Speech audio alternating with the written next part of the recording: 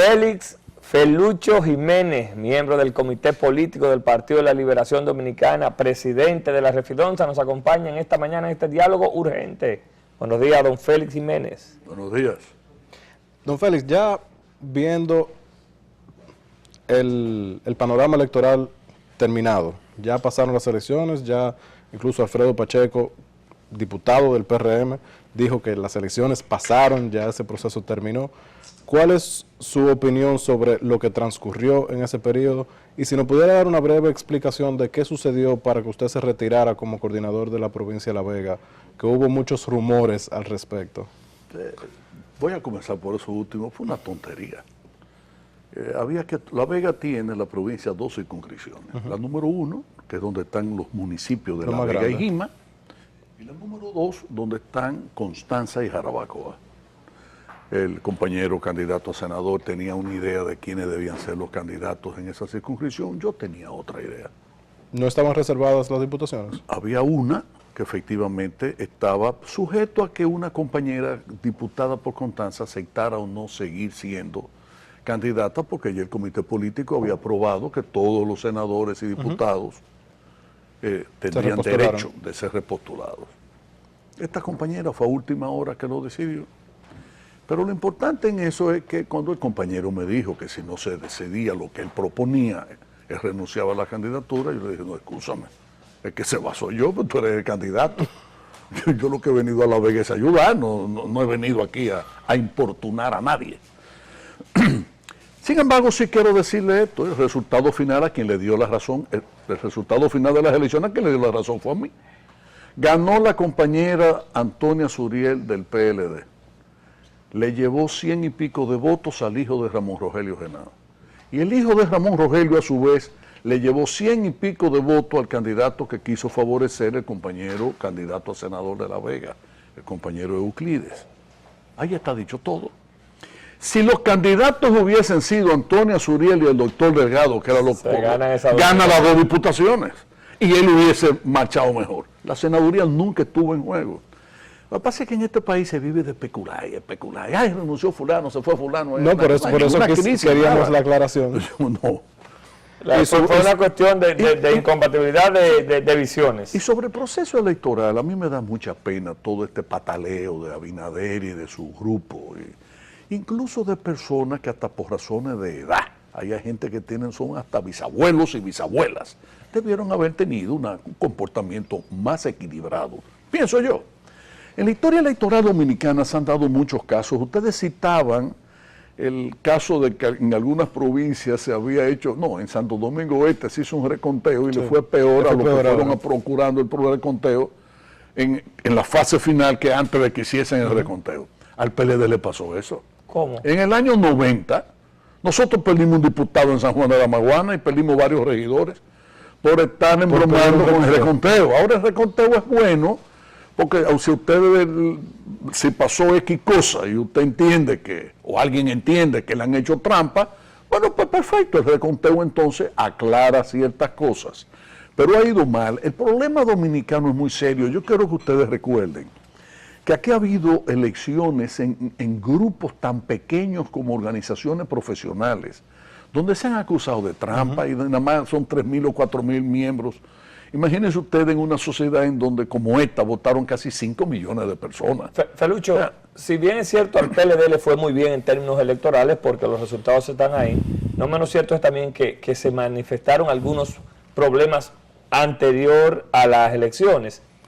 La situación real del Partido de la Liberación Dominicana, ¿cómo usted describe el desempeño posterior a esas primarias donde se realizaron y qué usted plantea a futuro?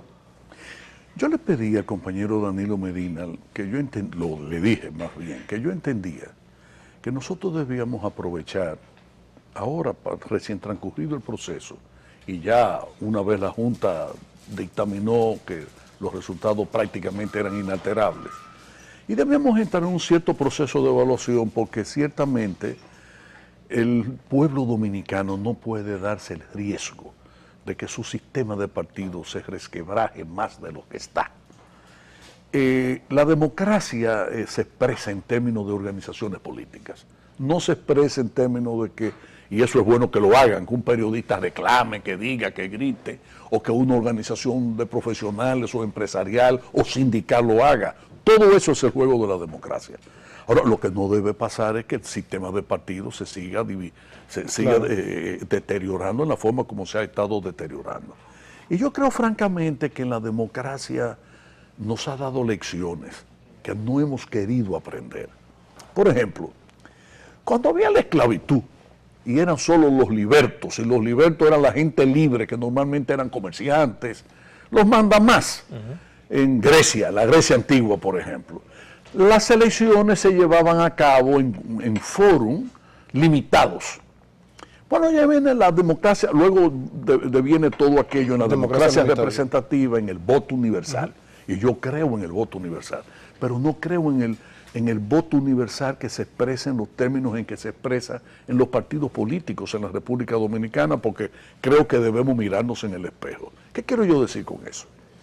Cuando los partidos antes celebraban convenciones, y en esas convenciones los delegados a la convención eran los que escogían sus candidatos a todos los niveles, ¿verdad? La convención, pero ¿quiénes iban a la convención? Los miembros del partido. Los miembros del partido que habían sido escogidos por las bases de ese partido. Ahora, con el voto universal, la cosa se hace más difícil, porque ningún partido, ni siquiera el PLD, escapa a las trampas. Claro. Y hay compañeros... Y al que tenga más dinero para imponerse. Y hay compañeros en el Partido de la Liberación Dominicana que cuando se dio la apertura, que se abrió el partido, nos olvidamos de lo que había señalado y enseñado Juan Bosch. Cuando se abre el partido viene todo lo bueno que tiene el pueblo dominicano, pero al mismo tiempo todo lo malo.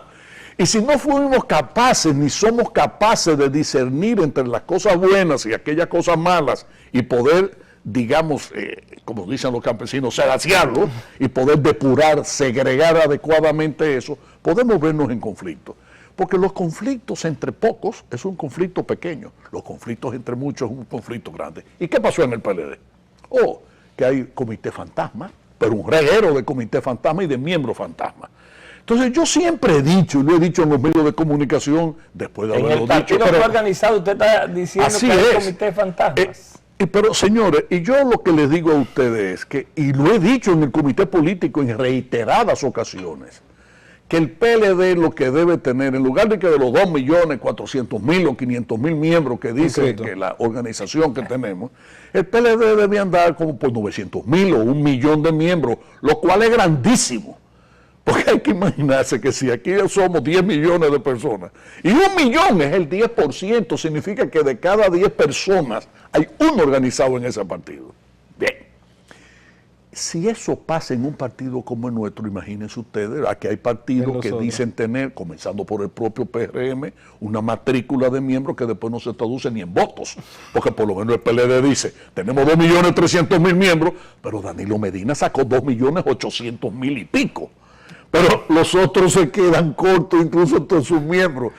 Y hay algunos partidos que no se dan cuenta que a veces pierden, no sacan votos en su propia mesa.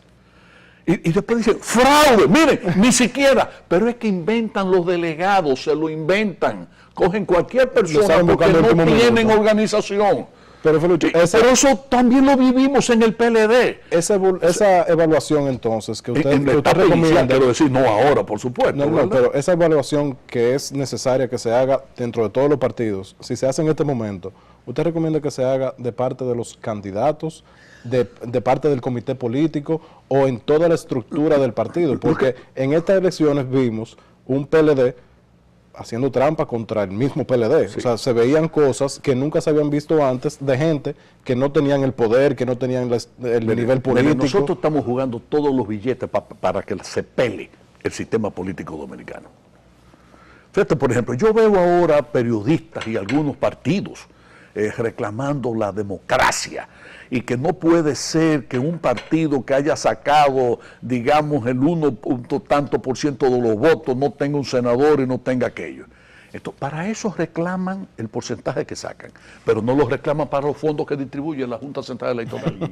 Eso lo cogen sin problema. No, exacto. O sea, un partidito cualquiera, aliado nuestro, no aliado de nosotros, un partido, un agrupamiento político, que ha sacado el 0.003.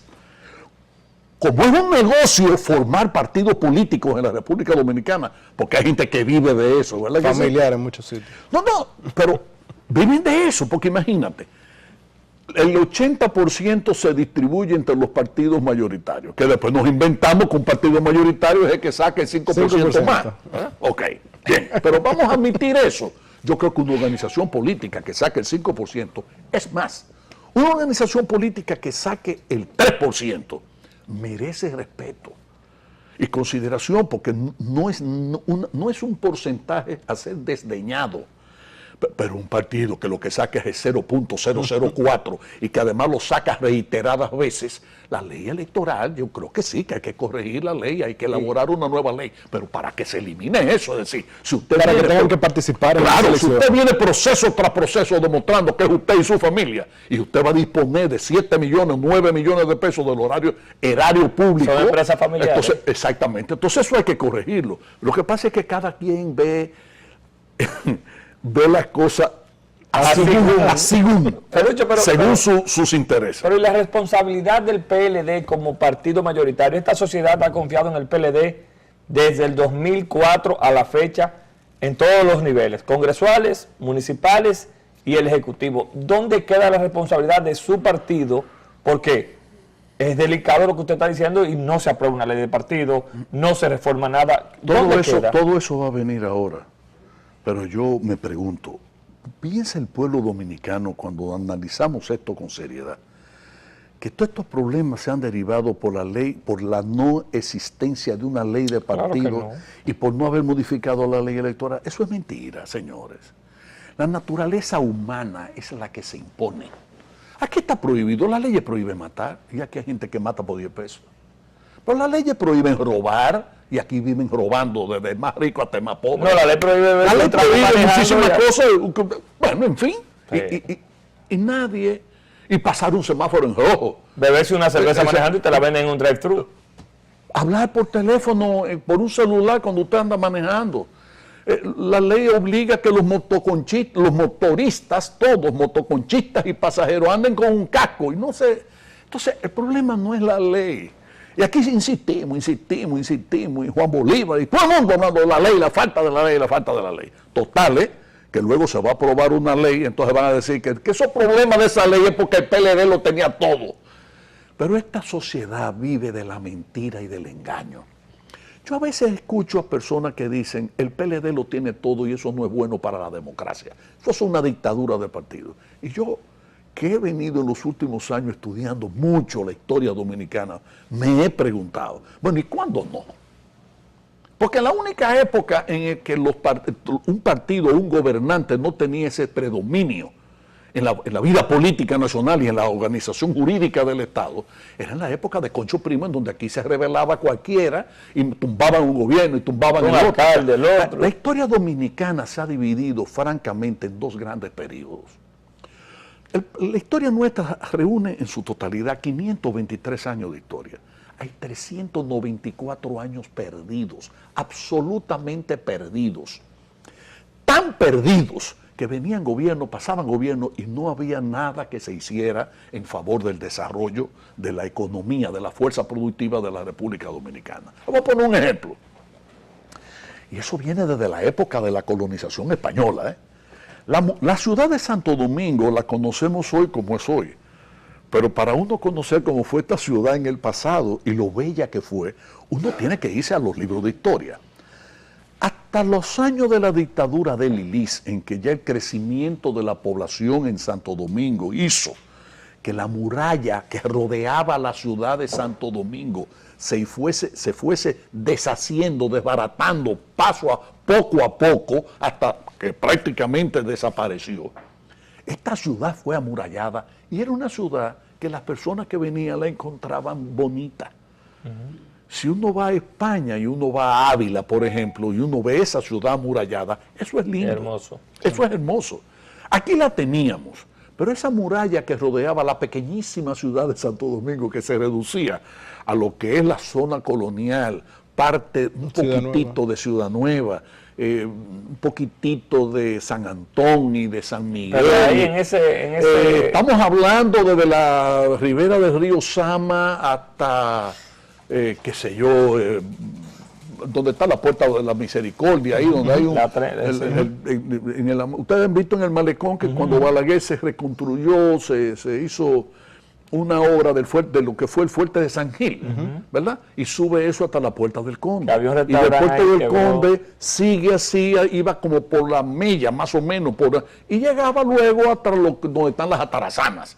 Eso era la ciudad de Santo Domingo. Esa muralla duró más de 200 años en construirse. Así hemos perdido aquí.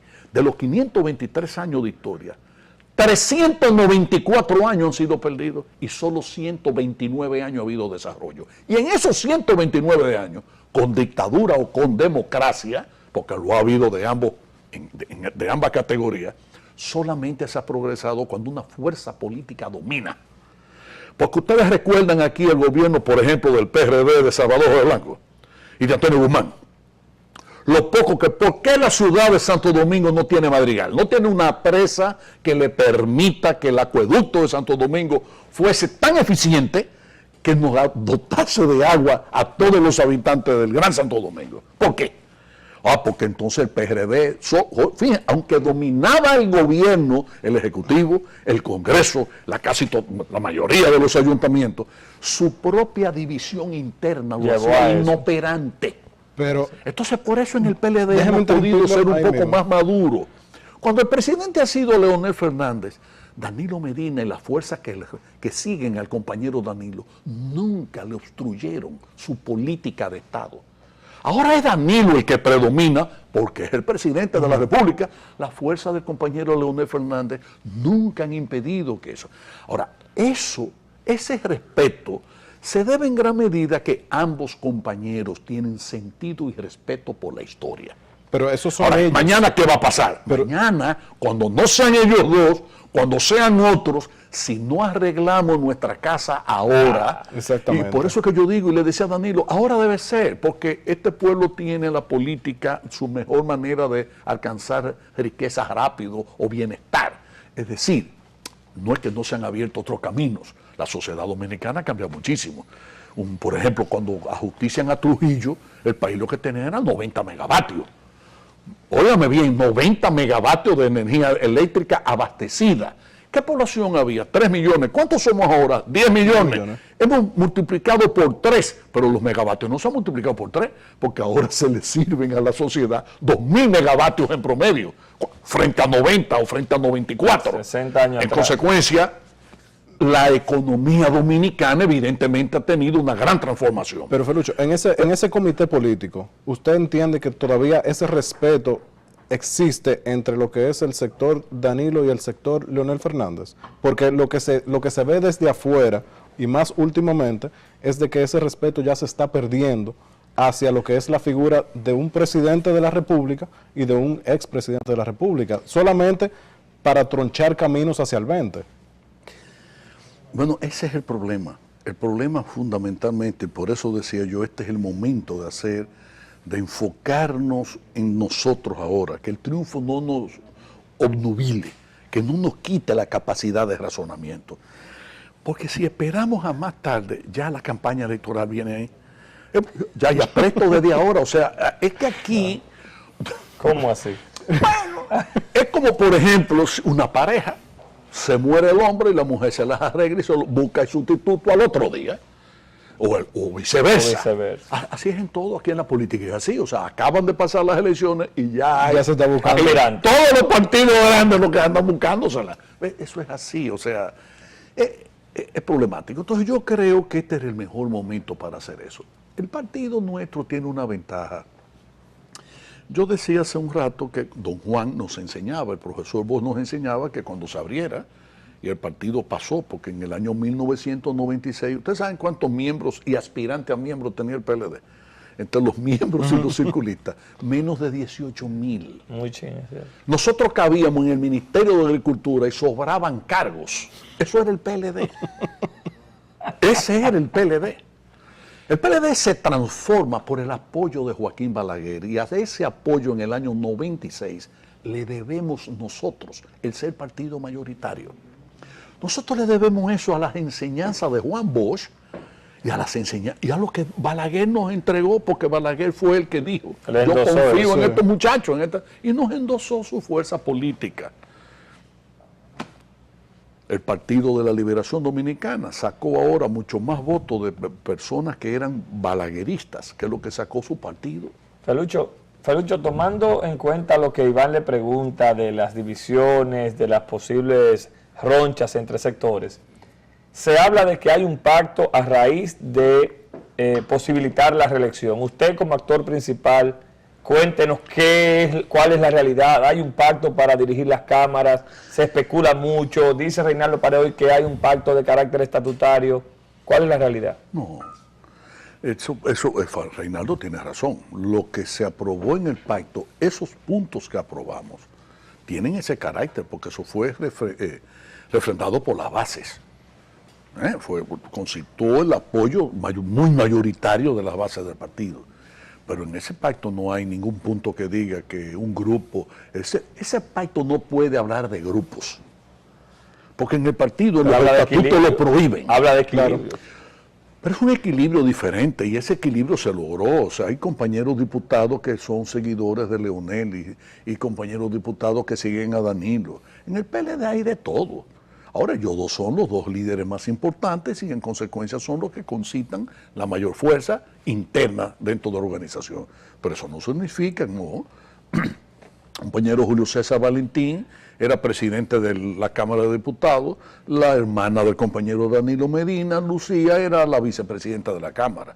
¿Usted quiere entender que eso es equilibrio? Yo creo que sí, que eso es parte del equilibrio. Pero el equilibrio no es ahora que como la gran mayoría de los senadores seguían y siguen al compañero Danilo, entonces en la Cámara de Diputados tiene que haber uno de Leonel porque el equilibrio. No, eso no es equilibrio.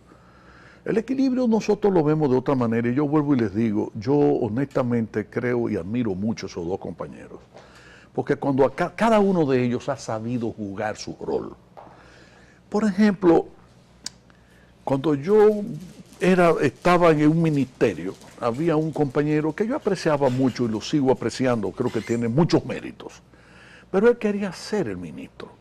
Entonces a veces adoptaba actitudes difíciles que entorpecían el normal desenvolvimiento del ministerio. Y una vez le dije, mira, yo creo que tú debes aprender una lección que yo le he aprendido de la historia sin que lo haya leído nunca, pero es una lección que yo he aprendido. El que no sabe ser segundo, no sabe ser primero. Usted no puede aspirar a ser presidente de la República si usted no tiene sentido del respeto a los demás.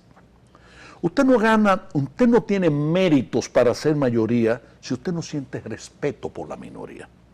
Hay una cosa que está por encima de todo. Puede ser PLDista, puede ser PRDista, lo que fuese, del partido que fuese. Y es la dignidad humana. Entonces hay cosas que son esenciales.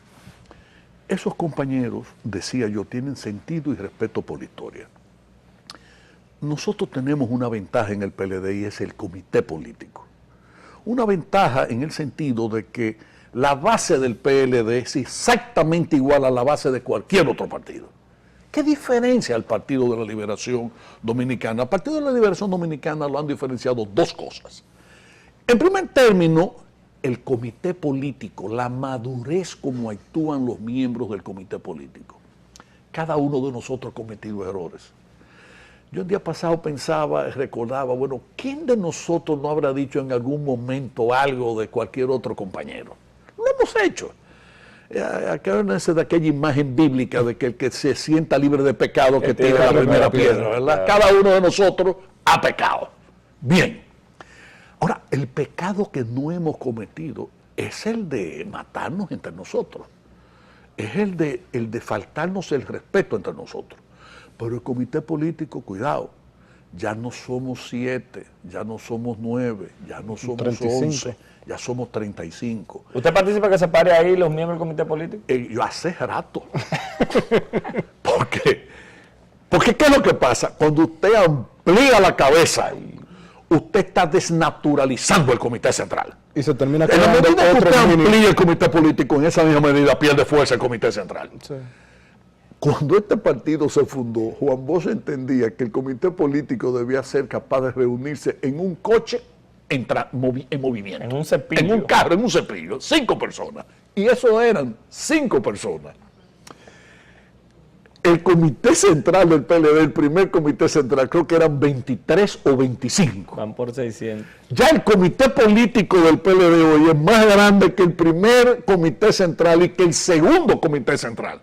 Creo que el segundo lo llevamos a 35, o sea, igualaría la cantidad de miembros del segundo Se va a comité crear central. un comité por encima Entonces del yo lo he visto, el comité central ha ido perdiendo autoridad en el partido, se ha ido concentrando en el comité político. Porque hay que evitar el caudillismo y el que una persona quiera imponerse sobre todo lo demás, porque entonces pasa que esa persona sustituye hasta el comité político.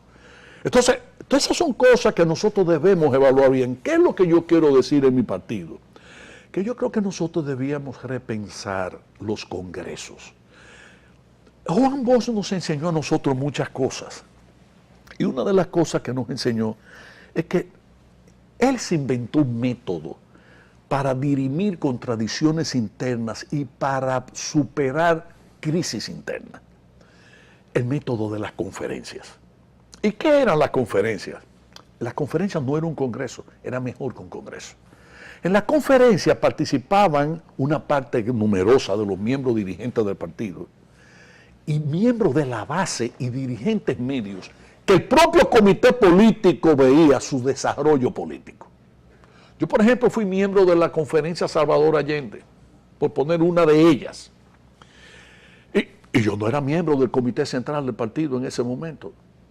Y tuvimos varias conferencias así a las que yo asistía sin ser miembro. Yo fui fundador del partido y el Partido de la Liberación Dominicana, métaselo en la cabeza, lo fundamos menos de 180 personas. Yo nunca he llegado a pasar de 174 y lo conocía a todos. Porque además el PLD en sus orígenes nomás tenía 2 vehículos, 2 jipecitos viejos que se habían comprado a través de Mundito Espinal, el hermano del compañero Manny Espinal, a la Golf and Western de una subasta que habían hecho de jipe viejo. Y uno de esos jipes lo tenía el que era el secretario general y el otro lo tenía yo. Porque a pesar de ser un muchacho, yo comencé muy joven en la política, yo siempre tuve el privilegio de haber gozado y disfrutado de la confianza política, como ustedes no se imaginan, del compañero Juan Bosch. Pues me tocó a mí ese jipe porque yo fui el que buscó el dinero para que el partido tuviera Vanguardia del Pueblo. Y después dirigí la distribución de Vanguardia del Pueblo, que fue el método que nosotros tuvimos para organizar el PLD. Fue a partir de ese periódico. Bueno, lo que yo digo es, volvamos al método de las conferencias. O volvemos al método de las convenciones, en donde las convenciones se hacían de abajo hacia arriba, que no deja de tener conflicto. Cuando Juan Bosch abandonó el Partido Revolucionario Dominicano y junto con él nosotros, hubo conflicto, hubo zonas en donde ya estaban convencionando y las fuerzas de Peña Gómez y las fuerzas que seguían a Juan Bosch ya estaban en enfrentamiento. Entonces yo creo que el método es el de las conferencias, volvamos a eso. Y luego este es un partido que tiene sentido de la política y aprobará lo que esas conferencias decidan. Don Felucho, lo voy a sacar un poquito de política porque se nos está terminando el tiempo y quiero sus informaciones sobre la refinería.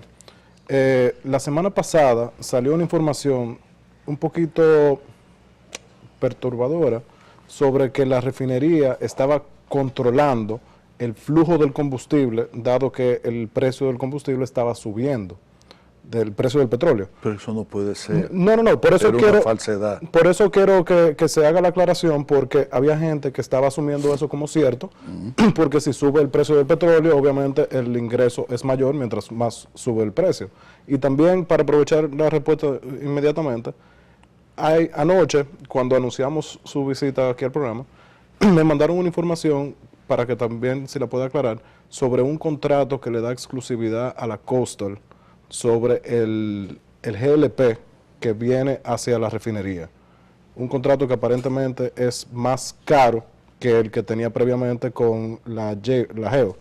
La Geogas. La Geogas. Eso es otra falsedad. Bueno, para que por favor le aclare a las personas. En primer término, la refinería procesa diariamente, ahora debemos estar procesando 28.000 barriles. Con la remodelación nueva. No, nosotros con la remodelación pudiésemos procesar 35.000. Más incluso que cuando se inauguró en los años 70 del siglo pasado.